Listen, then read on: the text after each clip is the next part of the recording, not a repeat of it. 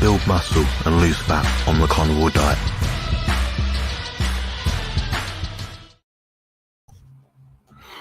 Hello guys, we are live for another segment of Carnivore Muscle Ramblings with myself, Jonathan, and this is segment number 70, nearly 100, well not really. We're going to be talking today about how to build muscle and lose fat on the carnivore diet. So if you guys do have any questions, please put them in the live chat in right now, and I'll get to them as soon as I can. I do not respond to comments in the comment section after these videos. It's not a live Q&A that happens after the live Q&A. It's a live Q&A that happens during the Q&A. But I'm going to get straight to comments right now and see what questions you guys have. The first one is from Big Nev. Nice to see you. Thank you for joining. Please hit like upon entry. It's very helpful to me, and it shows me that you appreciate my stuff. Even if you don't like it that much, it probably looks good for the algorithm, apparently. Here we go. So, first question from Zbigniew. What is healthy or expected weight gain during building muscle? Should we consider weekly or monthly gains? That's a good question. I would consider all of the gains. I mean, any gains is better than no gains. In terms of quantifying it, how often, how much, frequency of weighing, things like that, it all depends on how far along you are in your journey in terms of building muscle. Now, for a lot of people that are absolute noobs, so the beginner in a bodybuilding, resistance training, workout journey, this does apply to women, not just men. We'll find that they can probably gain about half a pound to 1 pound per month, and that's of lean muscle tissue. So if, for example, you're at 10% body fat right now and you weigh 200 pounds, you might find by the end of about a year, you might weigh about 212 pounds, so 12 extra pounds of muscle. And that's pretty normal for an absolute beginner. Some people do gain more than that. Like myself, I gained about 20 to 25 pounds, maybe more, I can't even remember. But yeah, it's quite individually dependent upon your background. If you're athletic, you might have a bit more muscle to begin with. So that comes into consideration as well. Now, the next point to get across is someone enhanced or not? Now, an athlete that is enhanced will have a greater recuperation capacity than someone who is not, obviously. When I say enhanced, I mean using performance-enhancing drugs. Now, the neurological benefit of performance-enhancing drugs is pretty much nil when it comes to recovery. However, you do get something called a neural drive or better motor recruitment factor, basically. So basically, that means you can use more muscle fibers in a given movement because you're more aggressive if you're using an androgynous kind of compound, like, I don't know, testosterone or something like that, maybe.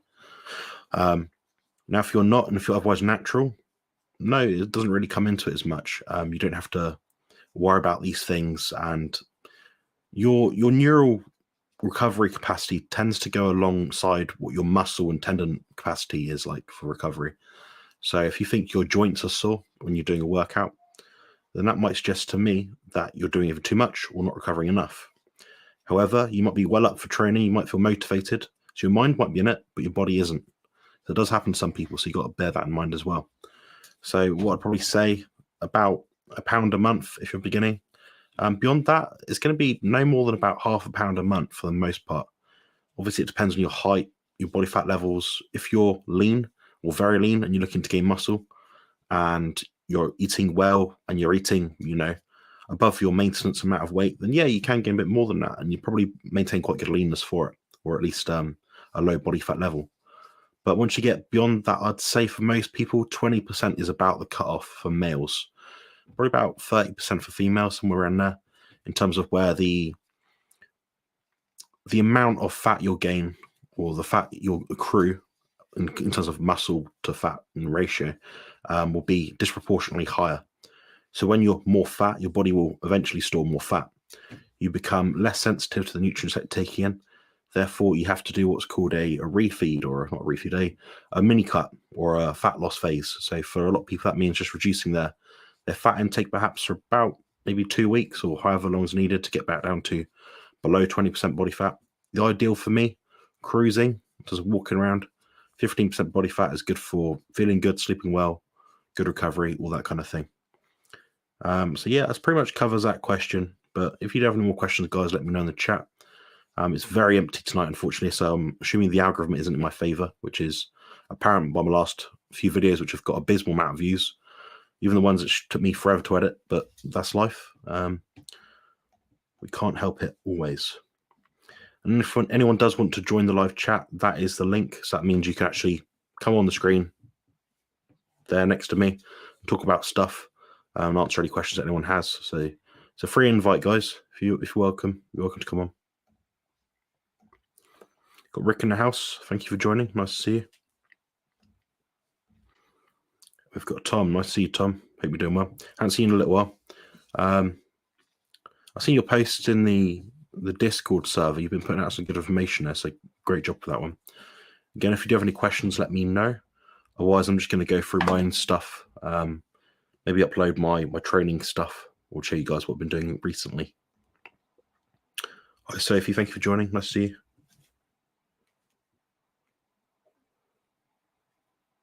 What's going on here? Okay, good. Fine. All right. I've got to suss out how this works, so bear with me. We'll work out if I uploaded them first. Apparently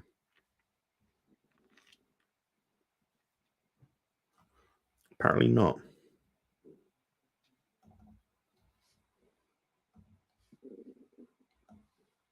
All right, I need to sort something out later today, I think. Yeah, if you guys have any questions, let me know in the chat. I wasn't pretty chill. Just getting on with my stuff.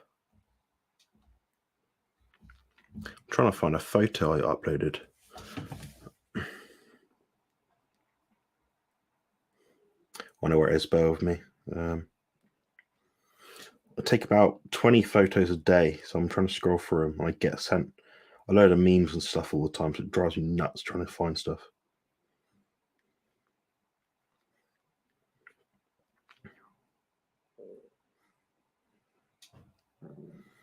Oh, here's a photo. There we go. Drive. I should be able to find it. There we go. So I'm going to share screen now. We've got Rick as well. Just going to bring Rick on quickly. Need my headphones now, guys. Hopefully the audio works. How you doing? Good. Can you hear me? I hear you and I see you. What do you know? It actually works. Yeah, I've not messed it up this time. You look comfy there. Yeah, I'm in a different spot. I've been moving things around the house, so I got to go back to here. I've been trying to clean out the other room. It's a mission. Oh, nice one. Yeah, I need to sort out my room still. I've worked out I've got more clothes than I have space to put them. So half of my double bed is like a mound of clothes. I'm like, I can't do anything with that. There's nowhere I can put it. So it's an absolute nightmare. No closet? This full. Everything's full. Oh. Like full, like doors barely closing, you know. Hard to believe. My closet's never that full. Yeah. Yeah, I guess you're more frugal than I am. I'm a bit wasteful when it comes to clothes. I like it's a new top. I bought 4 of these last week. Yeah, I don't know why. I just felt like buying them. Yeah, that's good. I only buy clothes when they wear out. Yeah, that's more sensible. I'm sure I'll become a bit more like you at some point down the line when I don't care as much. But you know, for me, I don't want to walk around and spend a lot of money on a T-shirt to represent someone else's brand. When I'm like, I got my own brand. Why don't I just wear that? You know, well, that's a good idea. I don't wear anything with any kind of message on it. I only wear generic clothes.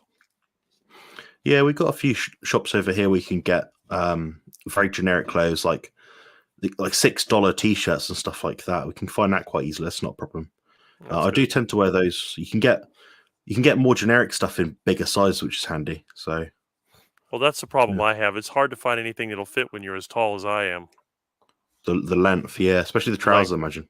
Mm-hmm. That's a big problem. Otherwise, it looks like I'm getting ready for a flood. Yeah, I wear hippie trousers. I'll try and show you, but got these flowery kind of they're baggy as hell. Yeah, but they do the job. They're mostly so I can walk around the gym. I can sit down. I'm not like stuck in jeans. I can't wear jeans because I get too hot. Yeah, same thing with me. I mean, I have pants, but see, the pants are short, so they only go.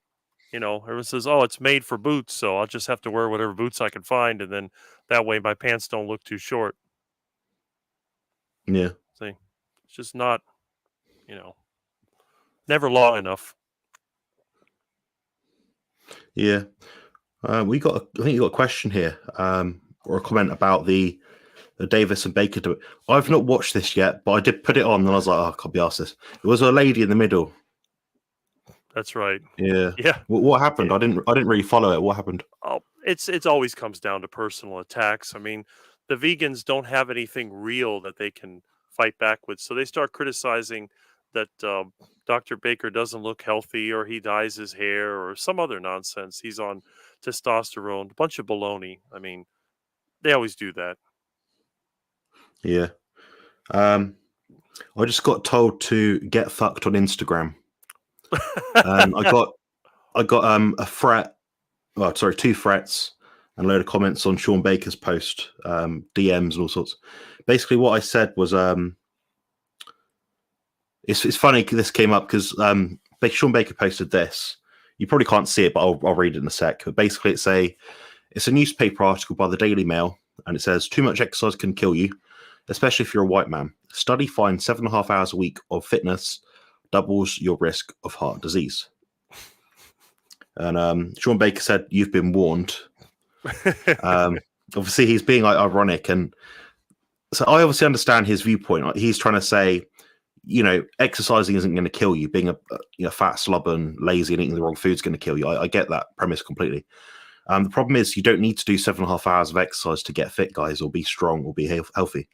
Rick does virtually no fitness, just stuff he does around the house and stuff, Yeah, just work.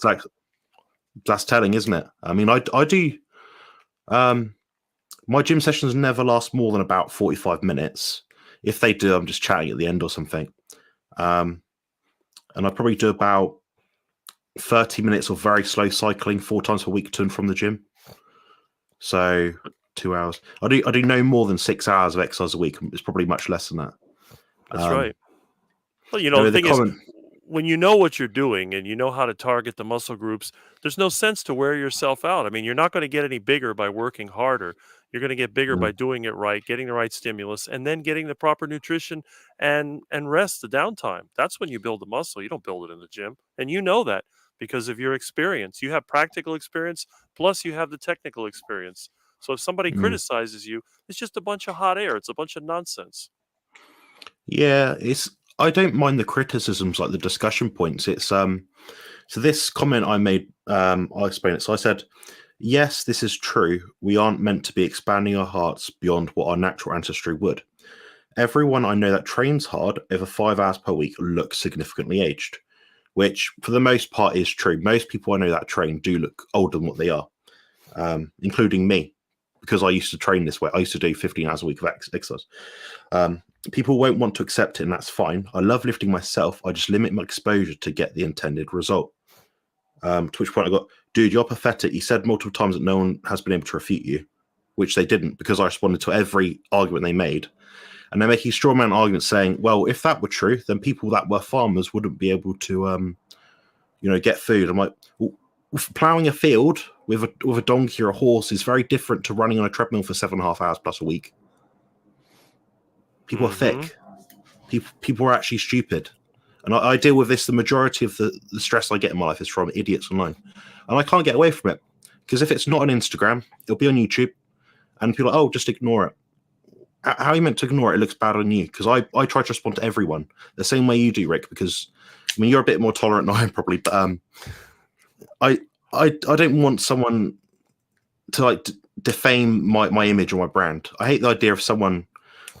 I'm not saying I'm always right, which I'm not. But what I'm saying is, if I'm wrong about something, I want to make sure I know I'm wrong. I don't want someone to just call me an arsehole, then whatever. I want to know the reason why. Then I'll obviously change my position statement. But I have a problem with people being disrespectful, which is nearly every day I'm waking up to it. And it's good to get to that point now. I'm just getting worn thin. I get people take the piss. People that, they'll get a free ebook from me, then expect me to consult with them from email for half an hour, answering all their questions. I'm like, I gave you a free ebook that took me about 2 days to write. Well, sorry, that one took me half a day to write, but you kind of get the point. You can give so much, they just want more and more and more and more and more, and they just take all the time. And people incessantly do this, and I'm on a rant today because I'm pissed off. People don't respect my time. I don't blame you. But the Yeah. thing is, what I've learned in life is the things that people give you for free, you generally don't appreciate. And if you're going to be trying to freeload all the time, you're not going to be able to make any gains because nobody can give you that. No one's going to give you fitness. They're not going to give you health. That's something that you have to work and get yourself. You know, that's like people tell me, why don't you just buy a new car? It would be a lot easier to buy a new car. But the thing is, Mm. there's a certain satisfaction out of fixing the old one. There's a certain Mm. satisfaction of doing things like building your own house and learning things yourself. And this is a problem I run into. I do work for people and then they constantly contact me when they have a problem. And I keep telling them, I said, look, I can help you as much as I can, but I have work to do. I have to make a living like anybody else. I can't be Mm. there to hold your hand and show you how to do everything. I will show you how to do it once, but if you need more than that, then you're going to have to compensate me for my time. That's a reasonable thing to do. And these are people that have businesses and they won't give Mm. anybody anything for free. So why do they Mm. expect it from someone else? It's just they're Yeah. trying to take advantage of other people and that's wrong. Yeah, I do see this a lot, and I remember Professor Barkay was saying about this before, so I've chatted a lot of him off air at some points. He's like, sort of, don't spread yourself thin, try and have thick skin, that sort of stuff. Don't be too, don't always over deliver. Just deliver what you're paid for, sort of thing. I'm in that habit now of just over delivering all the time, and people do take it for granted. And the thing is with what you do, Rick, is you're providing a service, you're fixing something, taking something away, repairing it, something like that, sorting something out, basically. They're paying you for that hour, 2 hour, 3 hour block of time to do that job. You've done that job. Okay, if it's not your negligence that's caused a problem, you've not moved a pipe the wrong way and it's broken something, it's not your responsibility. You don't have to go around and sort it out for them. That's right. So yeah, but yeah, people want the easy route out, and honestly, there's nothing more rewarding than doing it on your own terms. Right. But Like the the problem is, I tell them, I said, look, what it's doing is you're basically destroying yourself because if you're a real man, you're going to be able to figure things out. And if you absolutely have to, then you'll get advice. But once someone has given you the advice and once you've learned how to do it, why do you have to keep asking and bothering and blaming other people for your problems? You're going to say, oh, it didn't work. It's your fault. No, I mean, you asked somebody, you paid somebody, whatever, and then you take that information and you take information from another place and you put it together. That's what real people are supposed to do. They're not supposed to mm, be crybabies like a little kid in the baby carriage and you push them around and you give them the baby bottle and you give them everything they want, otherwise they cry. I mean, what kind of life is that? yeah, the compliance is a science. Like the adherence is key. So you need to teach someone something. Okay, I've taught lots of clients lots of different things, and okay, they adopt that knowledge, and hopefully they can use it again. I've probably mentioned this before, and this is something that really stood out to me as really noteworthy, which wound me up. So this was a Christmas last year, and consulted with someone. I won't say who or anything about them. And okay, they didn't make it on time to loads of the consultations. They got the time zone wrong. They thought they paid when they hadn't. They got the wrong link. All these sort of things went wrong, which are on their behalf. So nothing I did wrong. Then they had the audacity to message me on Christmas Day asking if fasting was a good idea. And I was like, come on. I over deliver in everything I do. You messaging me on Christmas Day of all days. That question. Yeah, so I don't work with this person anymore. But for obvious reasons, I've had to take him off my lists and things. But yeah, it's like that. And over the months, it sort of wears you thin. But what I am enjoying recently, so to bring it back to a positive note, is I've found a few new ways to edit things on videos. So spend a bit of time doing things, trying to get things nice and looking quite polished. I think for me, the way I need to go is just keep doing what I'm doing, and eventually it'll pay off. So I made a video today which is about autism and the carnivore diet. So that's something I've been intending to make for quite a long time, but I kept saying to myself, "Oh, the last video didn't do that well, or no one really cares about it," and which is true for the most part. I mean, a lot of autistic people don't really want to be helped because they don't see help. They don't see there's a light at the end of the tunnel. They just see this is hard. I can't do anything. It's very paralyzing when you're in that mental state. Comorbidities of depression, anxiety, things like that. So yeah, I've made that video and hopefully it does well because I'm I spent quite a bit of time putting it together, and I really wish that people would watch those sort of things, because chances are we all know someone with autism, really. The stats are like 1 in 54 people, but I'm pretty sure it's much more than that. I'd say about 5% of people I meet have a apparent noticeable autism spectrum symptoms to me. So, yeah. Should we get back to the chat, or I think I've done my job of ranting? Oh, hey Ben, what's good? Matthew, what's good? I see you. Yeah, it was a good consultation, actually. Good chat. Actually, we spoke about quite a few things, private stuff, but we had a good talk about training, diet, and all that sort of thing. Good evening. Nice to see you. Thank you for joining. Mike's here. Nice to see you, Mike, Paul, and Matthew again. Brilliant. So if anyone isn't subscribed yet, I'm sure they are. Subscribe to Rick at ChargerMopar. I think that's your username, isn't it? That's your handle. Yes, it is. But, you're not going to get any advice other than watching a quack in action. Yeah, I'm looking forward to your videos. I watched a really boring film today, and it's called Them or The People or something. It's really bad. I was like, oh, I'll go on to Rick's thing in case he's uploading anything. I was quite disappointed. Yeah, I haven't uploaded in a few weeks, but I've made some videos. I just haven't put them up. I've had nothing but technical issues. Plus, I took time out to work in my other room that's supposed to be a studio and had a big avalanche. What a mess. I got junk all over the house now. It's terrible. But I found a lot of old family photographs that I didn't even know I still had. In fact, I have to scan those. It's quite funny to see what I used to look like when I was little. It also gives me a timeline on some of the things that I did in my life. Like the last time that, we went to the zoo, which was like 1983. I just, a lot of the old pictures, they have dates on them. That's sweet. Yeah, we didn't take many pictures when I was younger, but I've got some. I mean, I found this one picture, actually. It's just one single picture of my brother when he was probably no older than about 1 year old or something. And he sat on this orange and yellow stripy, like rocking chair, like a small little rocking chair. Probably, if I sat on it now, I'd probably break it. And it is at my nan's house. He still has it to this day. So that rocking chair, we worked out, must be at least 50 years old. Wow. Is that you? That's the me. Moustache. 1990. Oh, wow. Do you like cats or dogs more? We mostly had cats. Yeah. I got some cool. little bitty, Oh, wow. Yeah, I can see a resemblance. Yep. That's 1970, 1972 or something, 73. It's a long time ago. They always had the little dates on there. Yeah. Yeah, they don't timestamp them much anymore, unless you get like maybe a Polaroid and there's a setting to turn it on, maybe. Yeah. I'm gonna share my photos now. Right? Yeah. Here we go. I have a bunch of them. Ah. There we go. But you don't want to see that, but there we go.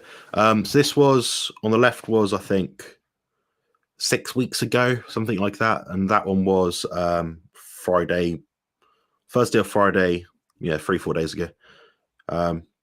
So yeah, I'm just trying to lose fat at the moment.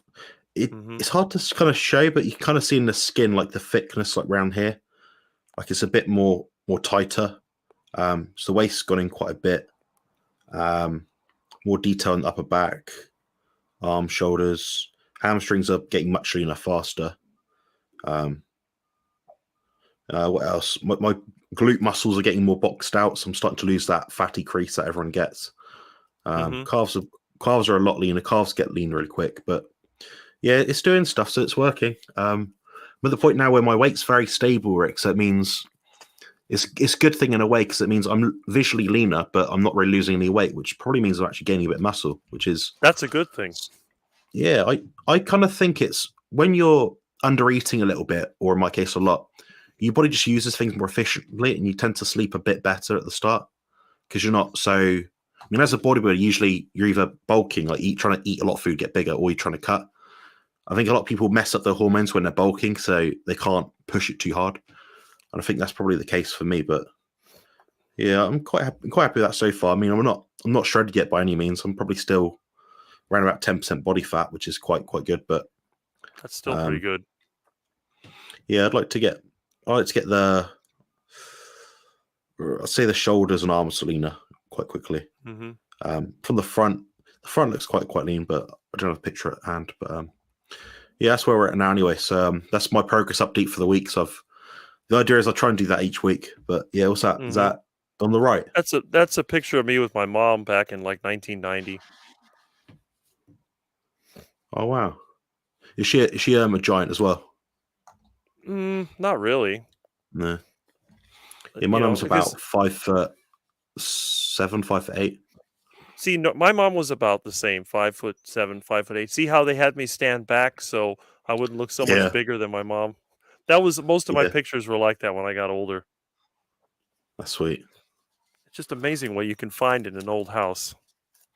Yeah, my nan, I'm sure you've had it before. She's 92 years old. We went out for a meal on Right. Sunday. We've been doing that every Sunday for the last month now, I think. So we go out for it's called a carver over here. It's like a roast dinner, maybe like a mini That's good. Thanksgiving dinner sort of thing. So I've been having like a serving, like a handful of green beans, red cabbage, cauliflower cheese, beef and turkey, or beef and lamb, or whatever they got. If I'm honest, the cauliflower cheese is more just to get the cheese on it, if anything. I'm not really keen on. Of course. But with the portions over here, they're not massive portions. So it's either I go there, eat the meat, and go home and feel hungry as hell, and just end up like eating too much food later, or I go off plan a bit. So for me, it's a bit of a resolve in a sense. But I'd say so one meal every week at the moment for the last month I've been keto, basically. Yeah, well, that's still within the plan. Remember, if you eat 70% meat or more, you're a carnivore. That's right. Yeah, hyper carnivore, that one. Is that of another cat? Yeah, it's another cat. Yeah. That looks a lot more like you now. I can tell it's you for sure. And that's Were you using like grease or gel or something? That's lard. Lard. Oh, wow. Oh, the stuff that I use as well. Where's my pot? I've lost my box. So hold on.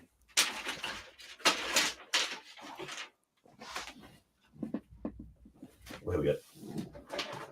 Yeah, so because I'm at a screen for a substantial amount of the day, I just carry a pot of beef dripping with me. There you go. So yeah. There we go. So that's it. But yeah, I tend to just take a bit out. So maybe I don't know how much you said. It's maybe like a teaspoonful. What I do is because I get dry skin on my wrist, I'll just put it on my wrist mostly. Yeah. And it gets absorbed in. It works very well. Yeah. I was quite shocked. I think I heard you speaking about it. It might have been you that actually got me onto it. Maybe somewhere I've heard you speak about it. It was probably me because I'm the crazy one that always use lard and tallow and everything. If it's fat, it's on me. Yeah, I've been using it for about 3 months. So yeah. There we go. That moustache looks very different on you. Oh, it does. But that was when I was 20 years old, I was able to grow it. Before that, I couldn't grow any. So I have somewhere around here. Yeah. I'm just going to go on to some questions, actually. Yeah, that's quite sweet. No, I got a lot of pictures. Was it fun?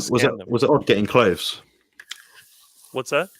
Was it difficult getting clothes at that age? Were you still No. smaller, When I was smaller, it was easy. It's just when I got older, when I got to high school, I started getting big. Yeah, I remember buying a picture with my dad. Yeah.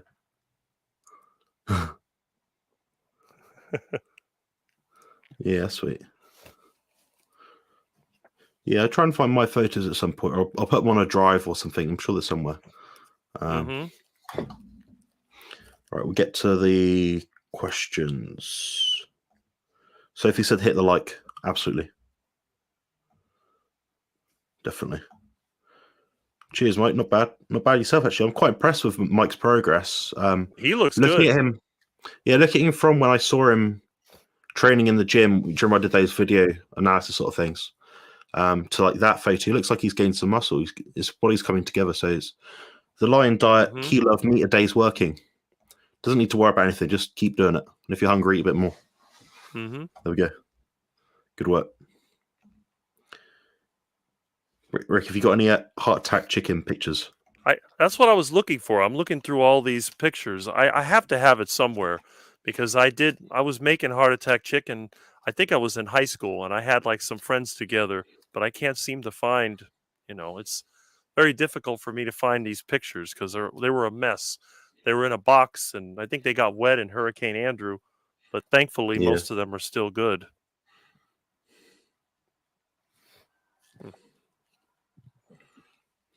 Yeah, we'll get to the next question now.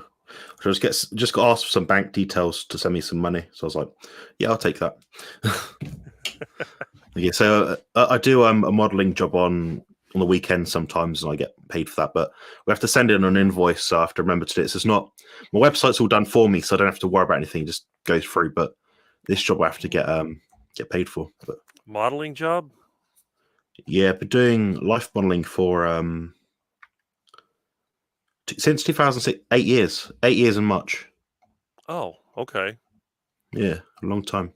Started at uni because it paid quite well, quite an easy job. I realized at that age I couldn't stand up behind a till working in a shop when I was at university. So it's like, what's the easiest job I could possibly do? It earns the most amount of money.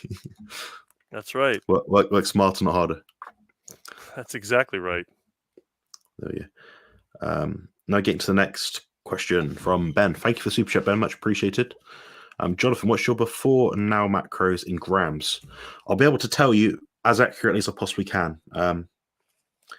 So bear with me. I'm just going to look. So this is, I'll tell you the average over the last 7 days, and it has been 334.8 grams of protein in real life. Fat has been 51.7 grams. No, sorry. Carbs have been 51.7 grams. I had a lot of raw milk recently because we're making my anabolic carnivore ice cream. And fat was 126.7 grams. Now, before that, I have to get back a bit. Actually, before that, I think it was 300 protein, 50 carbs, 300 fat. So I've essentially increased protein a bit and half my fat for the most part. It's working quite well. So I'm getting leaner, but sometimes I am struggling to sleep a bit. So last night I fell asleep at about 9:30, 10 o'clock, and I believe I woke up at about 1, and I couldn't get back to sleep for the life of me till about 4:30. So I actually made. I never do this. I never recommend this because it's not natural. But I had a protein shake, so raw milk, whey protein, in the middle of the night because my stomach was growling, and I'm like, what am I going to do? I can't cook up a meal because everyone's asleep. I can't make loads of sound, the sizzling steak sound, that sort of thing. So I was like, well, I can make a milkshake and just shake it quietly and eat it that way. So that wasn't too bad. But that I got to sleep eventually, but that was a tough night. Yeah, seriously. Yeah, brilliant. We got a thing from Matthew. Nice to see you. Nice to see you. Thanks very much. Sorry, guys, I'm tired. I only slept 4 hours last night. Yeah, not too bad. I'm getting there. I think the lighting is throwing it off a bit because it's like my body, like my fatness is less, but it's more my silhouette fatness is less. It's not like you can see the light, the definition as much yet. So I think give it a few weeks and it will start to really show, be more obvious. But I'm getting there slowly. The next question is from Matthew, which is, Rick, have you ever been on holiday to the UK? I'm guessing not. No, I've never been out of the United States. No, have you been on holiday anywhere? Is there any sort of memory you can recollect where you've been with family or friends or like a tourist thing? Or The last time that I remember being on a holiday with a family, I think was 1973 when I was a kid. We went to Walt Disney World. We never went back. I've been on business trips. I mean, I've had to go to New York City or Las Vegas for conventions, but that wasn't really a holiday. That was more of a business trip. And I visited friends. I guess maybe that would count as a holiday. I visit my friend in Georgia or Iowa or, other state, just get in the truck and drive there. That's pretty much the extent of my vacations. yeah, I was looking at holidays today actually. So I was looking at. So I know this isn't carnivore muscle related, but the question came across and no one else started asking questions. I was looking at, I think, Turkey, Tunisia, Spanish island, I can't remember what it's called, Canary Islands. Yeah. And I was looking in the UK as well, just by off chance they had something. But to go on a holiday abroad, it's probably cheaper than going to the UK. So it's cheaper for me to go somewhere else than it is to go on holiday here. Wow. The quality out there will be, in terms of like food and stuff, be a bit better, I think. Because we don't have fully inclusive here. We just have maybe bed and breakfast. That's about it. So, but yeah, I'm looking around, but I want to go on holiday at some point. I think if I went on my own, it'd be about 3 or 4 nights somewhere within about 4-hour flight. If I went for a week or longer, I'd have to go with someone else. So my brother, my mum, maybe, I don't know. So yeah, we're just seeing really, but some places are really expensive, some aren't. The sort of holiday I'd want is about 1.5K for 2 weeks, so about $2,000 fully inclusive. But I want to go somewhere which has an okay gym, easy access swimming pool, so I can like walk into them. I can walk down like the steps and things, but it's just a bit dodgy sometimes. And fully inclusive, lots of meat. That's pretty much it. Yeah, I was thinking as well, Rick. I mean, what's your opinion towards this? Say you could go abroad anywhere, you had all the money, it wasn't a problem. You could go on holiday. Where would you go, and would you eat like non-carnivore, or would you just eat the same stuff you already eat? Well, I wouldn't want to eat anything else. I mean, why would I want to lower my eating standards? You know, I have to eat meat. Otherwise, I don't feel satisfied. I mean, if I ate duck food, maybe I'll start waddling around and quacking and, I don't know. But no, I would definitely go somewhere that has quality meat. I suppose if I was going to go somewhere, the other thing is I don't want to go somewhere that's tropical in nature because I hate hot weather. I spend so much time here in Florida. Yeah. I'm sick and tired of the heat. We're actually getting some cool weather today for a change, so it's kind of nice. But I don't really see the point in going on a vacation unless I'm visiting a friend. I mean, Mm. why do I want to go and look at a bunch of scenery or meet a bunch of foreigners that I don't know? I can just go to downtown Miami and do the same thing. I haven't been there in years, so I could go over there and I could see people talking all kinds of languages and giving me all kinds of hand signals. So, I could do that just Yeah. fine. I would really only travel if I was going to visit somebody I know. Yeah, that's one place I actually looked at. Finland. My friend Matthew, who mixes all the audio for my videos. He's someone I'd like to visit. I wouldn't stay with him because he's not got the space. But I was looking at like the logistics of it. It'd be a flight from, I think it was London to somewhere 25 miles from his place. So I could get there. It'd take me quite a bit of time on the plane, so for about 3 hours. I guess about 2 or 3 hours on a plane. But I'd be going there and it'd be like -6 degrees. It'd be freezing cold right now. So I probably wouldn't enjoy it that much in a sense, just because you get there, you're cold, you're not packed appropriately. I don't really own a coat, sort of thing, so it might be a bit of a bugger, but maybe in the summer I could look at something like that.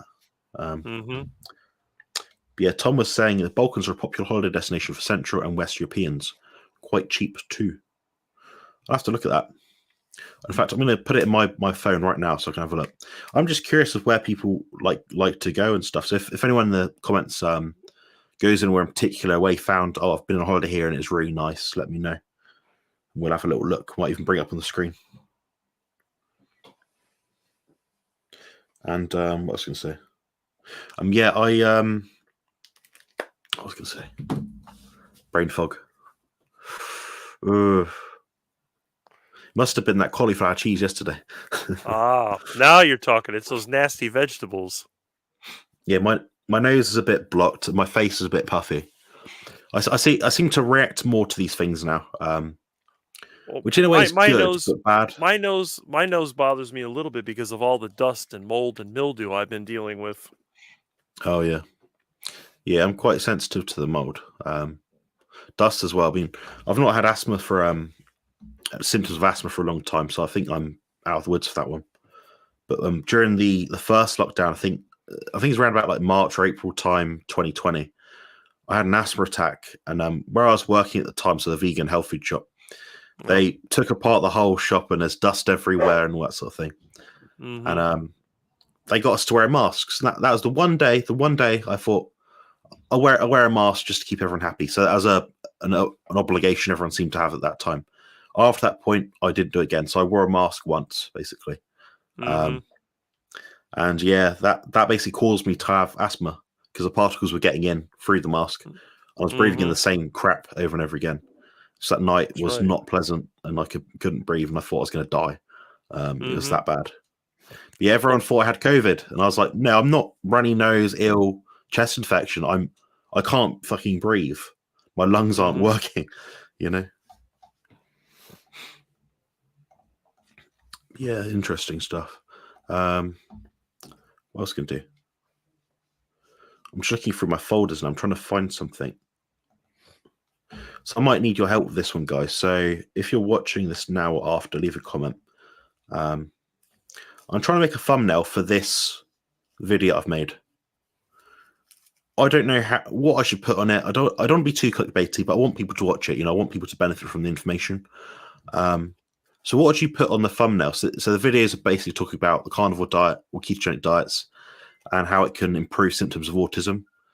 I want it to be a bit sensational and it's people to click on it. So I don't mind being a bit, I've used the word fixed here. We can't really fix something that isn't broken. You can amend something which is a bit damaged, I guess. So yeah, I'm not really sure on that terminology, but I want people to click on it. That's the problem. If anyone's got any ideas of what kind of picture or what kind of wording I could use, let me know in the chat. But yeah, all good. Yeah, we've got no questions, so it's quiet tonight. Yeah. Found more pictures. More pictures. There we go. On a full screen that, hold on. I see. Oh, the pirate's hat. Yeah, is that from like a restaurant or something? Yeah, I think that was from the New England Oyster House. Yeah. Do you have any fond memories of like eating out or anything? Oh, the Sweden House Smorgasbord. I love that place. That was all you can eat. I used to go for the roast beef. They had Swedish meatballs. They had fried chicken. Sometimes they had shrimp. Sometimes they even had frog legs. I loved all that stuff. And as a kid, I would always go for the meat. And then my parents would tell me, well, you have to eat salad before you eat the meat. So I'd eat a little bit of salad, then I'd load up with the meat. That was because originally I think, how did it work? Normally, I think the people ate the salad first, or I don't know. I started eating it afterwards. So what I would do, I'd eat the meat and all the food I want to eat. Then I'd grab the salad. Then I'd kind of eat a little bit of it and then like stick it in my pocket or try to hide it somewhere. So that was kind of how I always did it. Yeah, there's lots of places I've been to. I think the best eateries, just standard Western processed food, probably actually in a place called Bath, which is a city about 2 hours north of me and about an hour north of my brother. So on the map, it's quite far away, but that's where I went to study human nutrition in uni. And anyway, they had like a pub called, I think it's called, oh no, was it the Rose and Crown? No, I can't remember. It's in a place called Midford anyway, just outside Bath, and they did like really nice pub food. So you know how like chips are usually soggy or too crispy or oily and shitty? Oh yeah. These were like nasty. Golden crispy, like nice, not oily and horrible. And they had that sort of thing. The meat was cooked nicely, nice red pepper soup, which I quite like. I actually quite like a red pepper soup, tomato soup for some reason, even though I'm intolerant to tomatoes. And the other thing was they had a pizza place called Italian Cafe 84.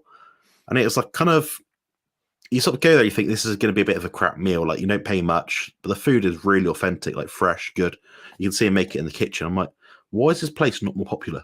But yeah, really, really good food. But yeah, not many places to eat around here. I live in the suburbs. I guess the town centre's maybe 3 or 4 miles away, like the main town. That's called Bournemouth. But near me, I've got like a Pizza Hut, 1/4 of a mile that way. I've got a Carvery that way, about 1/2 mile. A mile that way, I've got Nando's, McDonald's, Burger King, Harvester. Harvester's a bit like an American eatery, you might call it. So it's got like chips, burgers, pub food. So the same sort of stuff. Imagine like corn on the cob, stuff like that. Beans. What about the fish and chips? Do they still have that over there? Yeah, that's pretty big over here. It's I'd say it's probably the main. I'd say it's probably the main thing we do in my area because I live by the sea. The seas are Hmm. literally about 3.5 miles away. So all the seaside towns, especially in the south, have fish and chip shops. So we Hmm. probably have at least one or two in every town. Then there's loads in the city. So yeah, it's a popular thing over here. If it's not that, it's kebabs. So meat on the skewer with French fries and stuff. I wonder. I Um, wonder if any of those yeah, places that make chips use lard or tallow, or it's all just that seed oil nowadays. they all use seed oil. Unfortunately, you can see it come in the big canisters. You know, you can see it like next to it, and it's like, why would you Ugh. advertise that? Yeah, Uh, exactly. yeah, yeah. Andrew's been to Bournemouth. So Andrew's obviously the same country as me. He's English. So Bournemouth's great, but it looked pretty run down last time I visited. Yeah, he's accurate. The town centre is a bit run down. Yeah. How old are you I then? guess Like nine that's my months? something. I don't know. I have to look at the Yeah, date. It yeah, says 1/18/69. yeah. Oh wow. My mum was 9 then. I would be about 6 months at that time, I Yeah, guess, something yeah. like that. Corfu, Greece, a beautiful island. Yeah, a few Greek islands came up. There's a place called like Farakiri or something. I'm butchering the name, but it's called something like began with an F and it had like an eerie sound in it. But that came up a lot, and that's quite affordable. I've been to Cyprus quite a few times. That's why my nan and granddad lived out there for about 25, 30 years. Who's that? I can't tell if that's your That's mum or my your dad. that's my dad with me. Oh, okay.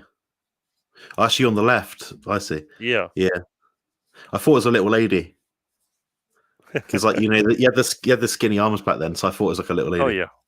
Well, I'm still skinny to this day. I've always been skinny, but Yeah, I always tell everybody I'm like a chimpanzee. I may be skinny, but I'm a lot stronger than you think. yeah, deceptive. My uncle's built like you. He's quite thin but tall as well. But he's got like a grip. You know, he'd like crush an apple sort of thing. Yeah. Oh yeah, that's easy. Yeah, Crush a mango. yeah, yeah. Bournemouth's best known for its beach. It's probably got. I've been to a lot of the beach. I think it's probably the best beach around in this country. Well maintained. Yeah, they usually do a lot of surfing around here. It just gets busy in certain times of year, so there'll literally be people at night time for the whole night litter picking after a sunny sort of day on the beach, by the seaside. So it's a bit of a shame in a sense, but they do look after it for the most part. Hmm. The biggest issue I seem to have with Bournemouth is it's very studenty.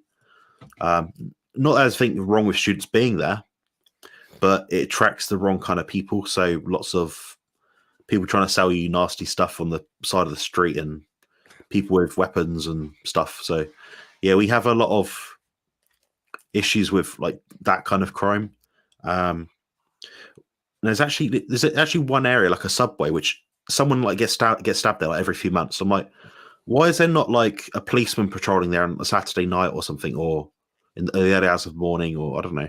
Why don't they put more cameras up or just do something like as a deterrent? Because if someone keeps dying in the same spot, do something about it. There's obviously a hot Right. spot there. Weird.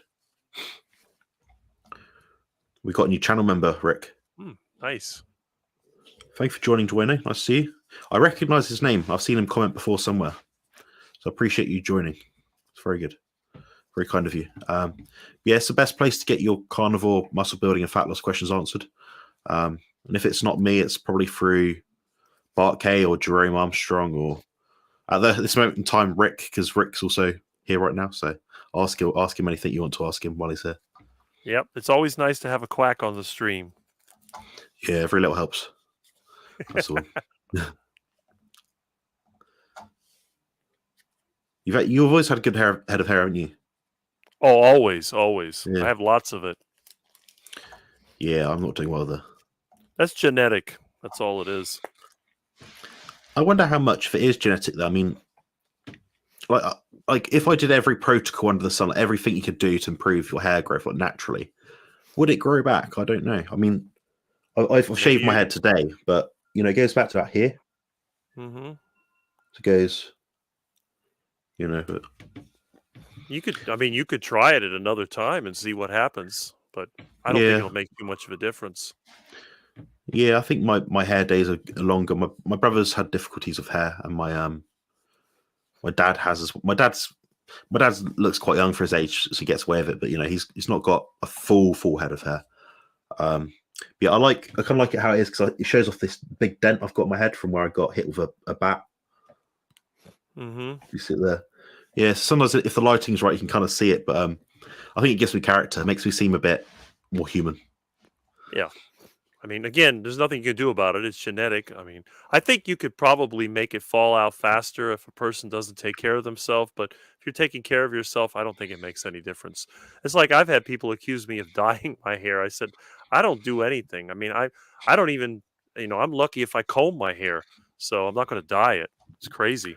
Yeah, I mean, Sean Baker got a few comments recently in a picture Oh, or yeah. video of him saying, "Oh, you've dyed your hair." I'm like, well, he cares. He can do what he wants. Well, I'm hoping he says he's Who going to cares? come to Miami. He says he's going to Yeah, come to Miami in April. So if he does come to Miami in April, I hope that he'll take the time to meet up with me because it would make an interesting picture. You have Sean Baker, who's probably the most well-known carnivore doctor, and he's huge. He's probably, I don't know, 50, 60 pounds more than me and about almost my height. And how then much do you weigh, Rick?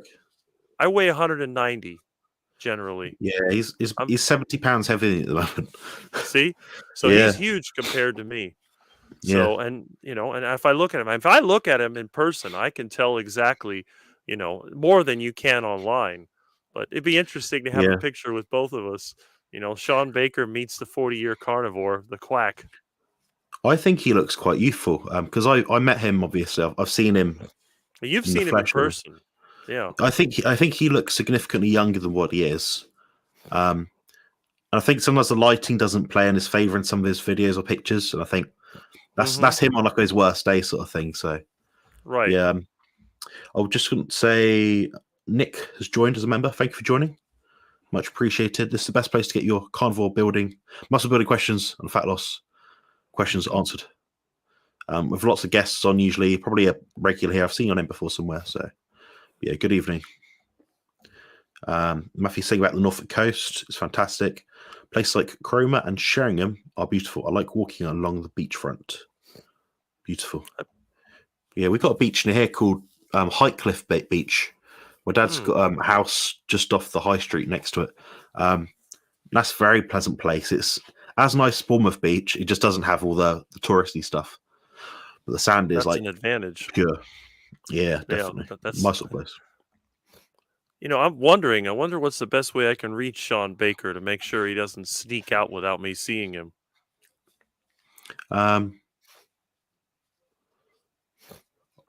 I've got his email. Yeah, probably if you go to his I think it's got carnivore.diet or Revere it, whatever it's called. Yeah, I have that one. Go to that. Yeah, that's the Yeah, one that I had when he interviewed me. So I'm going to try to yeah. contact him and see because I think it would be kind of funny. I have not met anybody from YouTube in 15 years yet. So it'd be ironic if he was the first one. Yeah, for sure. Yeah, the most popular one. I might be seeing Ken Berry and Dr. Chafee in May. Yeah, they're coming over here. It's so expensive though, Rick. I mean, because I got somewhat of a following, they're going to give me a discount, which is great to go to the event. But I'm looking at it and thinking, I could go on holiday for this much money. And it's a 2-day event, and I'm like, but I think for me, what it's worth, it's informative networking. I should meet lots of people that I know. A nice sort of friendly thing to look forward to. So I'll try and attend. I'm trying to get my friend who's I used to work with a lady at the other vegan health food shop called Angela. I think she's in her 70s now. She's quite, but she's up for like this nutrition stuff and nutrition talks. She's not vegan, but yeah, she'd probably be interested in going with me. There's another person I want to meet up with. I don't know if you're familiar with Carnivore Kip in Alabama. He's supposed to have a get together where he's going to give us meat and stuff like that.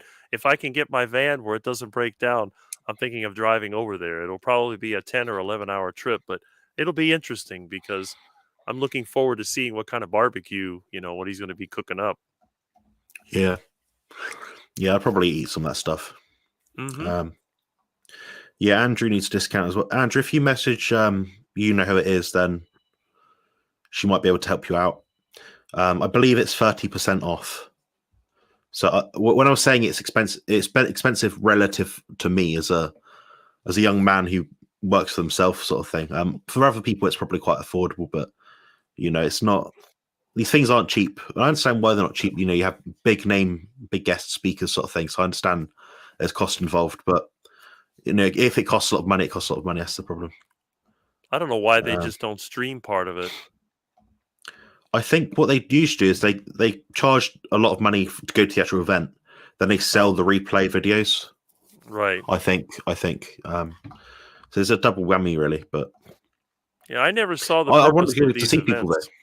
Yeah, I never saw the purpose of charging that much money for an event. I guess it's just too expensive to put on, or something like that. Yeah, I guess. Well, to fly all these people out, you got Chafee coming from Australia, Dr. Ken Berry coming from the US somewhere, I imagine. These flights don't cost, they cost thousands, sort of thing. Then they got to account for the fact that they need tech people, audio people, video people, chefs.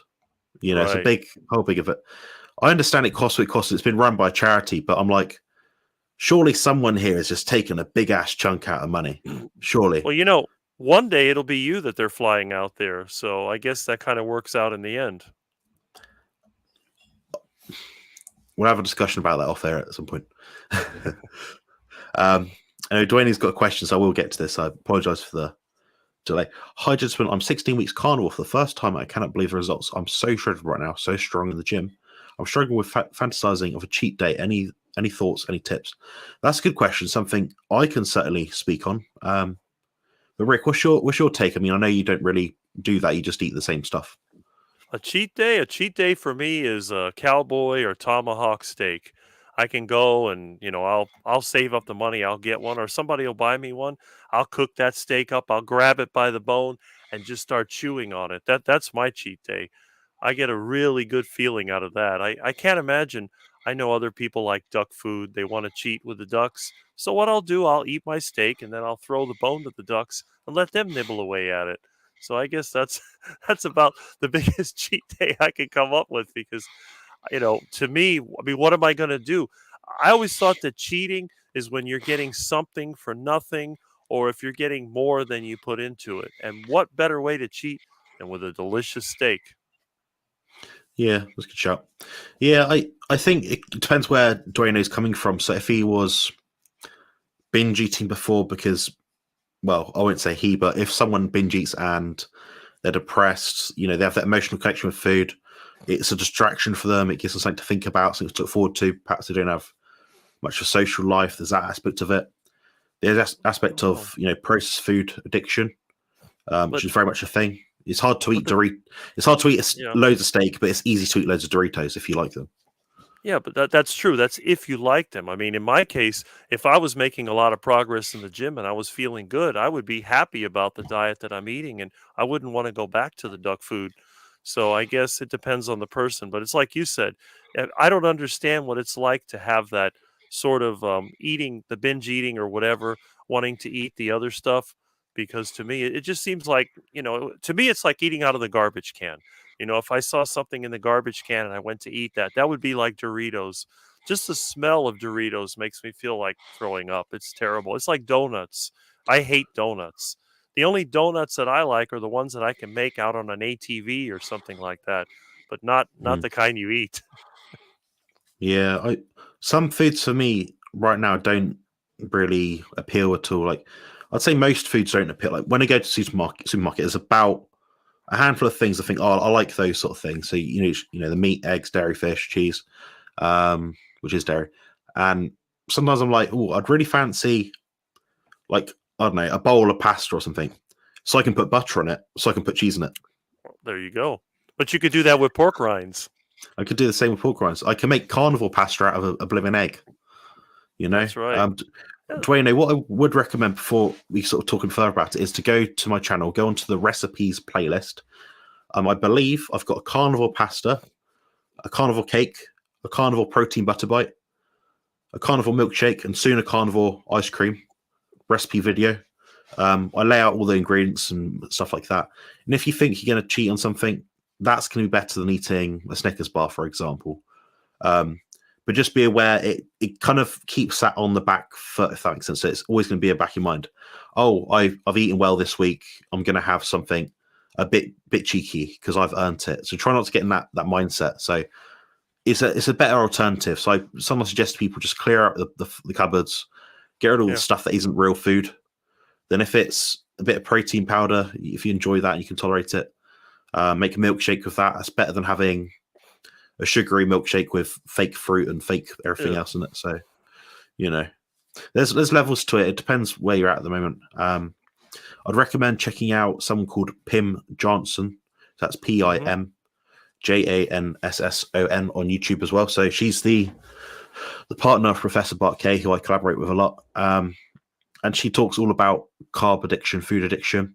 And the other person to look up is someone called Nicole Malone. She's an American lady, and she is good, very good friend of mine. And her channel is at Former Fat Girl. She talks about processed food addiction. So if you want something to listen to in the background, perhaps you're in work, traveling somewhere, listen to someone's insights about something, what they found or did not find useful, that might be helpful as well. But if you guys have, if Dwayne has an idea of what the issue is, like what his triggers are, then let me know. And I appreciate you said bodybuilder style cheat meal. I used to do those as well. So usually that means everything. So you go to a buffet and just have everything. And Andrew said glycine can be great if you feel like cheating. It can be, yeah. It's got a sweet taste to it. It's one of those amino acids that's got, I'd say it's about 1/3 of sweet sugar, I think, something like that.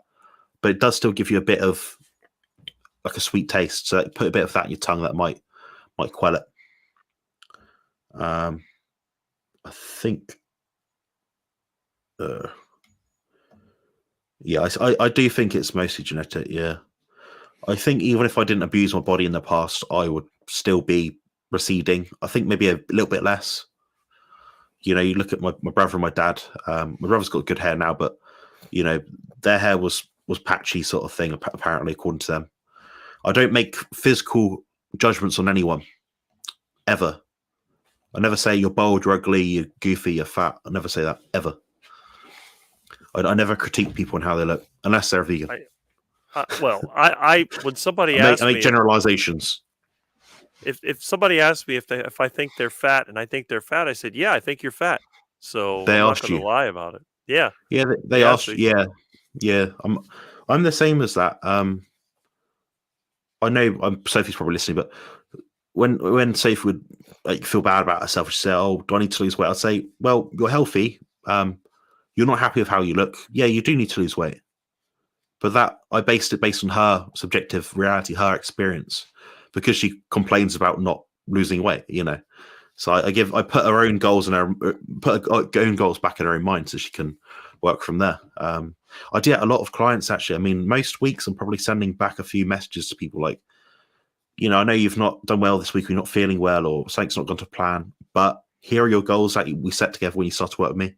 You're paying me a fair sum of money to work with you to help you get through this. So what can I do as a coach to help you get there?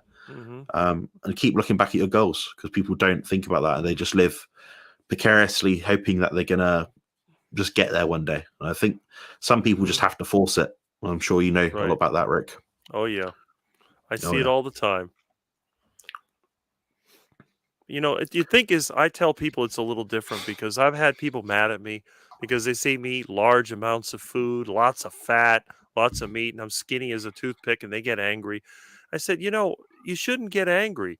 What is the difference? If you're healthy and you feel good otherwise, why get angry? Oh, I'm too fat. I'm too fat. So, well, okay, maybe you're a little fat. You could adjust your diet, but you could exercise. I don't know. I mean, what's the big deal? Then I see them eating duck food, and I said, look, you're eating duck food. Of course you're going to be fat. Why don't you eat like me? Eat the heart attack diet. Oh, I can't eat that. That's too much calories. It's too much calories. I said, but why am I not fat? Oh, because you're different. That's what it is. No. And now I can tell them. When somebody tells me that, I said, look, I got some YouTube videos that you can watch. Look at all these people. Look at these people like Dr. Sean Baker and Anthony Chafee, and I know someone that's a carnivore bodybuilder. Why don't you watch his channel? So it's like now it's not just me. I have all these other people that I can show them, and then they can see that it's not nonsense. I mean, there's something to it. It's not just the quack telling you that. Absolutely, yeah. I mean, I've got a file somewhere. I've not really added much to it in a while, but oh god. Basically, it just shows you transformations of people that I've coached. A few of them anyway. Yeah, I can show you that. That's fine. I'm just making sure nothing like personal's on there, so I can't do that. Yeah, so these people all been doing the carnivore diet. This was under my coaching from website compositionconsultant.com. This guy started off here, not really any sort of strictness as diet, didn't feel that good, lots of joint pain, stuff like that. This was about 2 weeks difference. Only 2 weeks. Wow. 2 weeks. Yes, you see his neck's thinned out a little. Well, his neck's thinned out a lot. His waist has gone in a lot more. Yeah, you see underneath the neck, it's definitely lost fat. Yeah. Yeah, that was about 2 weeks, I think. Maybe 2.5 weeks or something. But yeah. Then this was 3 weeks. So try and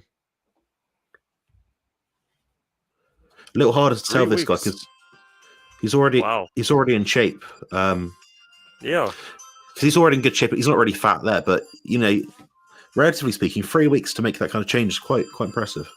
It is.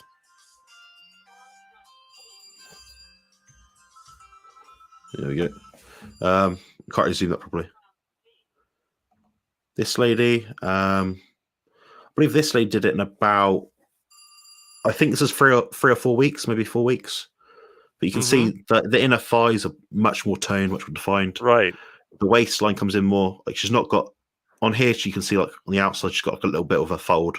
Tiny. She's not fat by any means, but she's got a tiny bit of a fold. Now she doesn't. That's like whatever, tight, like 4 weeks in.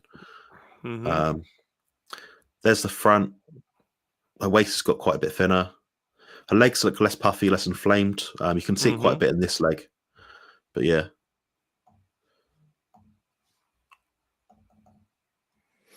This was only a week. Yeah, he got a load of results. I didn't hear back from him again after about 2 weeks. So, but yeah, there we go. That's a week. These people have all done the carnivore diet. There you go. Here's a good friend of mine. That was 11 weeks. She's gone from like a lot up here to like a lot less. There's not much under the armpit anymore.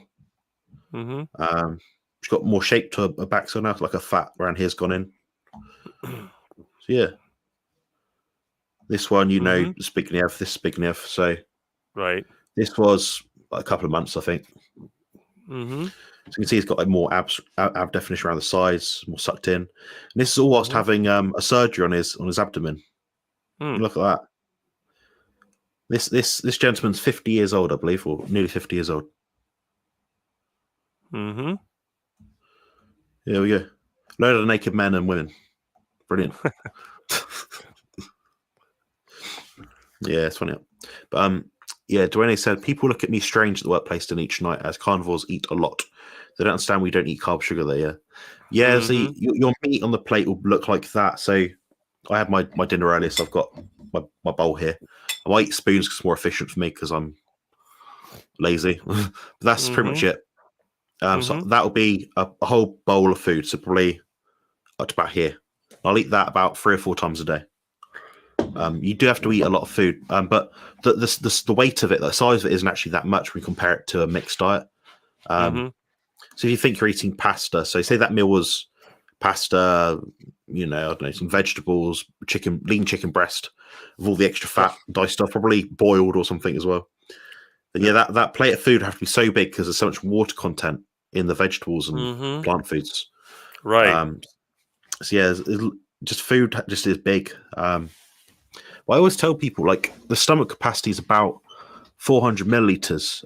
Then beyond that, obviously it can stretch, but it's not ideal because it's a bit of a stress to the body, and the body does get used to that stretch mechanism.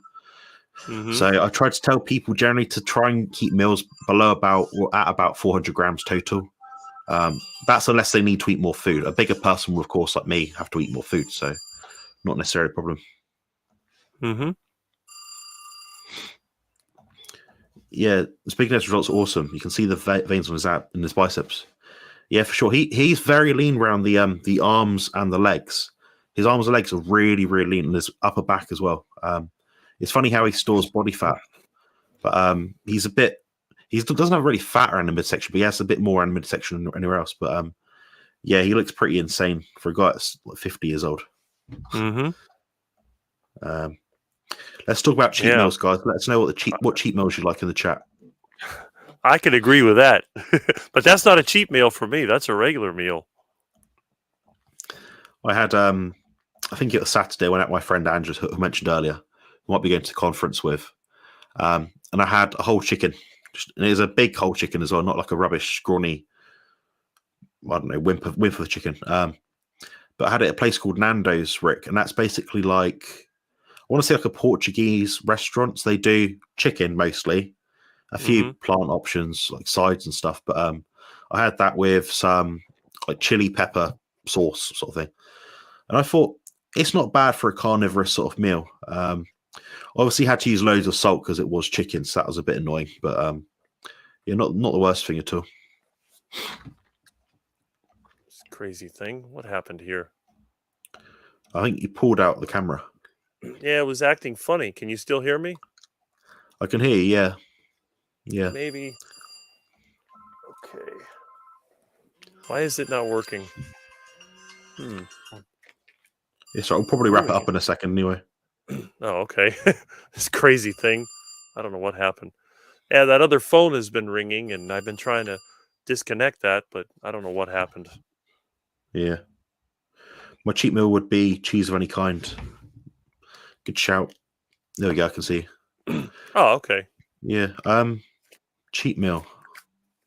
Cheese. Actually, that's the question. This will probably be the last thing, unless anyone's got any questions, pop them in now, because we're going to go in a sec.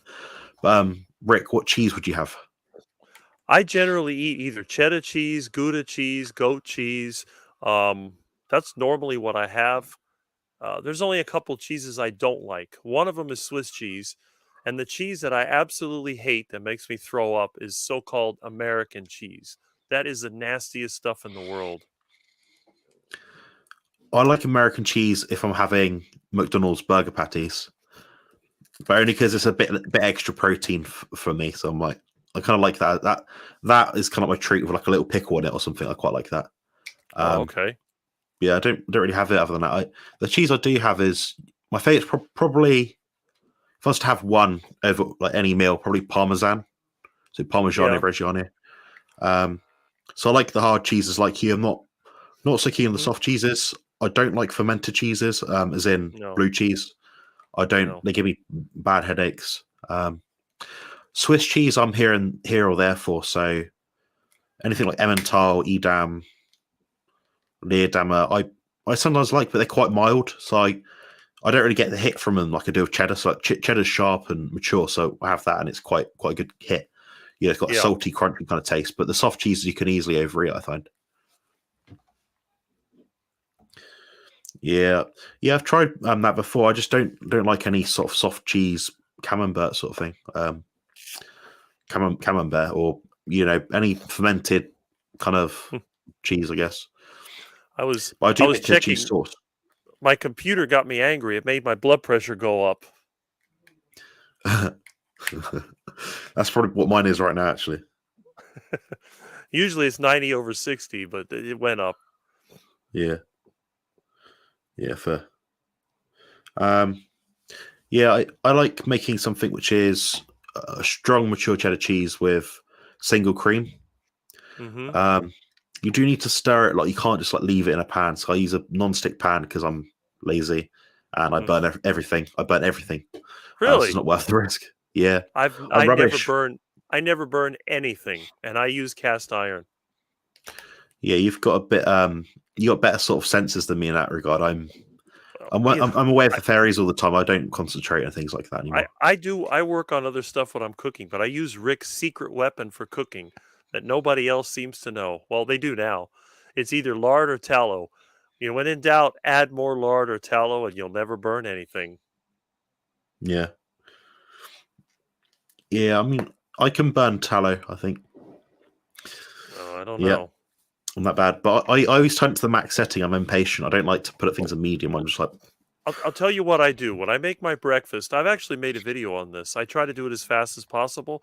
I turn the fire all the way up on the gas. I throw the tallow or lard in there and I let it melt. And then when it yeah, starts to get hot, then I turn it down medium or low, then put the eggs in it. Then I walk away and then I'll do whatever I have to do. And when I get the right smell, then it's ready. It's the same thing with the steak. Crank up the griddle as hot as it'll go and then put the steak on there and turn it down and let it cook slower. And it works every time. I never burn food.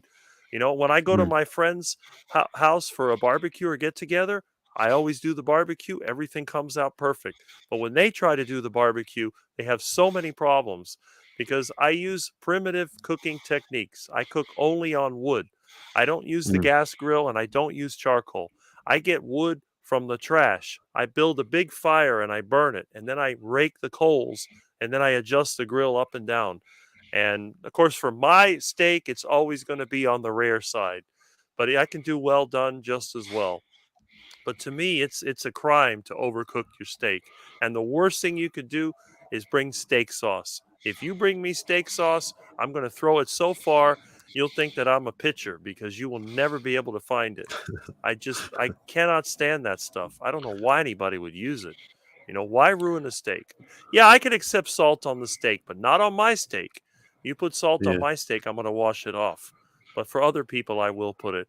Spices don't bother me. I mean, I don't like the taste of them, but if somebody wants their food spiced, I'll do that too.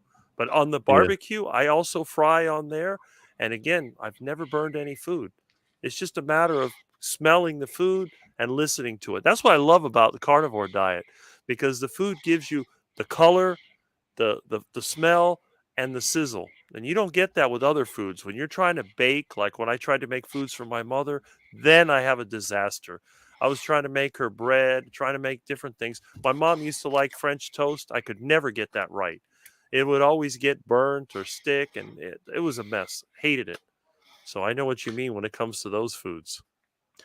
yeah. I remember you saying that about that on DC Learning to Live on his channel. You did an interview within the last few days, I think. I watched that. Yes, yes. Yeah, yeah. I remember you saying that. Just in then you can hear the sizzle. I'm like, that's true. I don't really hear sizzle because I can't hear anything at the moment still because I'm partly deaf. So I've actually got you on max Oh, volume. okay, So okay. Maybe that's what it is. yeah, I think that's probably coming into it. I am using ear sprays and things at the moment, but it's just not clearing. So I'm going to go see a doctor. But I can't hear about 20%. I think. Okay. So that kind of that distant, like I just can't hear. Right. Yeah, because in my case, my hearing is actually very good, and the kitchen's in the room next to here. There's a wall in between, but I can hear it. I mean, the sound goes around the house. I generally everything is open. When the weather's cool like this, I have the windows open. I'm the only one in the neighborhood that keeps the windows open. But even that, this house has so many holes in it. The smell from cooking works outside. There's a vent. It goes out there. If I'm working outside, I can smell it. A lot of times I'll work in the morning on my job, then I come home for lunch. I try to take 2 hours for lunch. So what I'll do, it gives me a chance to go through my tools, get ready for the rest of the day. I put the food in there. Lunch is usually done within 20 minutes. And then it's a matter of eating and relaxing. Then I can go online, do things I need to do. Then I go back to my job and I'll work till 8 or whatever time I finish. And then I'm done. So it's Mm, all part of it. For me, cooking the food is just as important as eating it. It's not like I can go to a restaurant and be satisfied. I have to have my food cooked. And if I can't come home for lunch, I cooked in my truck. I always carried a grill with me. And yes, I've had to use the gas grill. And of course, I've also used the engine. The engine is a great way to cook, especially, if you got to go somewhere, like if I have to go get materials, I'll put the food on the engine. Then when I get back to the job site, I can eat. And now that I have a van, I even have a way to get to the food from inside the van. There's an engine cover you can pull off, and now I discovered how to cook in a van. So it's getting even better. When everybody else goes to eat Chick-fil-A, I'm in my van enjoying my lunch. Yeah. Do you ever do duck on the barbecue though? No, because if you put duck on the barbecue, it's going to turn to like leather. The duck here doesn't Because have any it's fat in it. yeah, It's too pretty lean. bad. But you can do duck in the barbecue if you use a pot, because what you do, you put the tallow in the pot, heat it up until it's ready to fry. Then you put your duck pieces in there and fry them up. In fact, a friend of mine gave me a frozen turkey, and what I'm going to do to make it edible, I'm thawing it out right now. I'm going to do it heart attack style because I Mm. don't like roast turkey. I mean, turkey is not a meat that I really like. Turkey just doesn't Yeah, have a good flavor. I like. Um, I do quite often have turkey thigh mince, so ground up. Mm-hmm. I quite like that with a lot of salt and white pepper. I find that taste quite interesting for some reason, but I know what you mean. I wouldn't have it often. It's not Moorish like beef is, for example. Right. It's funny. Yeah, but fried turkey is actually pretty good. And if you do it heart attack style, it does taste nice. But roast turkey, not so bad. The problem is in the South, they do have deep fried turkey, but it's normally done in seed oils, and I can't eat it. I mean, I can if it's the first time they fry it in the peanut oil, I can eat it and I don't get sick. But the second time, I will get a headache within 3 hours of eating the turkey. And I've had people tell me, that they didn't fry it; it was roasted, and I tasted it. It tasted like it was fried. 3 hours later, I had a headache, and his wife said, "Oh yeah, we fried that turkey." I said, "Oh great! Now I have to suffer all night with a headache because of the stupid seed oils." Yeah, I think they don't digest well for me. I think I will say I tend to get digestive issues if I have something that's got that in it, and not my body's not really used to it. Mm-hmm. I think it's because of a hydrolysis reaction apparently. That your enzymes kind of change to break down different saturation levels of fat apparently.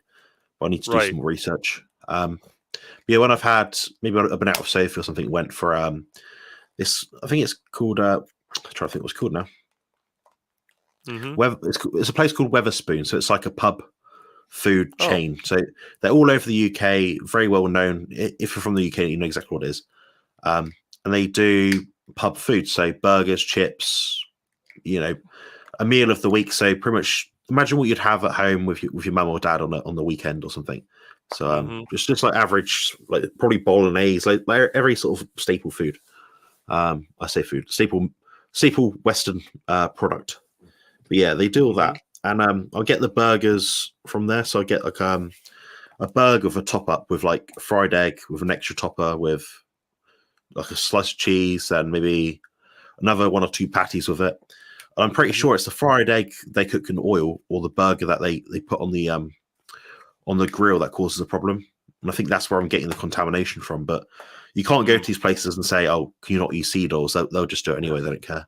Yeah, yeah, they don't care. So yeah, yeah, it's a shame really. But yeah, the last thing I wanted to mention actually was share. We're going to share it in the chat actually. So I'm just going to put in the chat now. Jerome Armstrong, a friend of mine, he did this video, which I'm going to present on the screen, which I highly recommend people watch. So it's not on his channel, but it is on someone else's channel. So the channel is annoying. It hides it. It's on this channel anyway. So this guy's channel. He's a nice bloke. It's all about high intensity training. They basically sit down for like an hour and a half nearly, talking about training, a bit about diet, carnivore diet, bodybuilding, all that sort of stuff. That's really informative. Recommend people actually watch that if they're looking for something to watch today, tomorrow. I'm not pumping any videos out until maybe Wednesday. I might upload a short. Then I've got a live tomorrow. But I just thought to make people aware. So that's where you're going to find it anyway. And I've shared it in the live chat as well. Mm-hmm. So yeah, there we go. So it's this link for anyone that's wondering. But yeah, that's pretty much it, I think. Do you have any last words, Rick? No, not really. Got a little bit of a day off today, so the weather's cool. I'm just going to keep cleaning, going through all my stuff, see what I can find, and that's pretty much it for the day. Sounds all right. Yeah, I'm probably going to chill for a bit. Unfortunately, I've got no bodybuilding or nutrition podcast to listen to that interest me at all. and I've got no films to watch, no series to watch, and I don't think Redacted is on tonight, which usually starts at 9 o'clock. So I usually watch that Monday to Thursday. Have you heard of that one? Yeah, Rick? well, that's Redacted. I've heard of it, but I've never really seen it. It's quite interesting. Some of the stuff you know is like mocked up journalism, but some of it, a lot of it is quite interesting and true. It's a bit about what's going on in the world. I don't see the point of me knowing it because I can't impact it at all, no matter what I do, say, or think. But sometimes I watch it and it keeps me aware of what's going on in the world. It gives me a sense of insightfulness, which is sometimes useful in conversations. So right, that makes sense. Nice one. Well, if anyone's looking for your channel, the gentleman there, that way, that's Rick, and his channel is at Charger Mopar. You'll find him on there. Subscribe to him if you haven't yet already. But that was a pretty good session of Carnivore Muscle Ramblings, segment number 70. Hopefully I'll see you guys next time. And thank you all to the members who kindly joined today. It is a members only live stream for good reason, to keep the good questions in and the trolls out. See you in a bit.